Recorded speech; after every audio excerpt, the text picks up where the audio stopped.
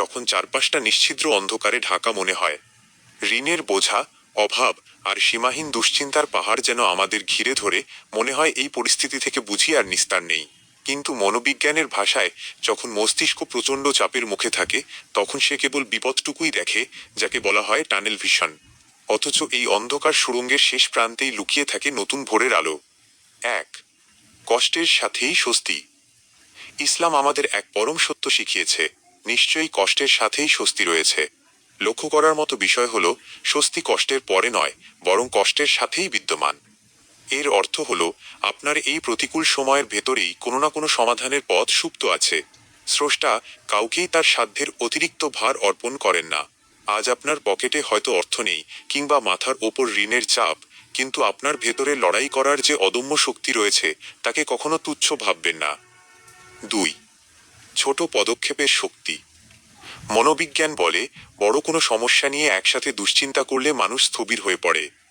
তাই সবকিছু নিয়ে না ভেবে আজ কেবল একটি ছোট পদক্ষেপ নিন। ঋণের বিশাল পাহাড়ের দিকে না তাকিয়ে আজ ঠিক কতটুকু এগোনো সম্ভব, সেই পরিকল্পনাটুকু করুন। মনে রাখবেন, রাত যত গভীর হয়, ভোরের আলো ফোটার সময় ততটাই নিকটে আসে। 3. আধ্যাত্মিক প্রশান্তি ও কর্মতৎপরতা। নিজের ওপর থেকে বিশ্বাস হারাবেন না।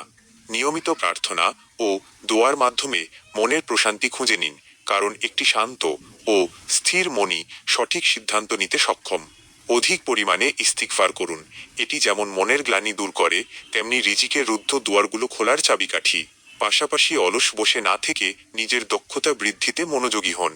মনে রাখবেন, পরিশ্রম এবং প্রার্থনা যখন এক বিন্দুতে মিলিত হয়, তখন অভাব হার মানতে বাধ্য হয়। 4. নতুন শুরুর সাহস। এই জীবনযুদ্ধে আপনি একা নন। ধৈর্য ধরুন, কারণ সময়ের চাকা সর্বদা পরিবর্তনশীল। আজ যেখানে আপনি থমকে দাঁড়িয়ে আছেন, কাল হয়তো সেখান থেকেই আপনার সাফল্যের এক নতুন মহাকাব্য রচিত হবে। বুক ভরে শ্বাস নিন, উঠে দাঁড়ান এবং নতুন করে পথ চলার সাহস সঞ্চয় করুন।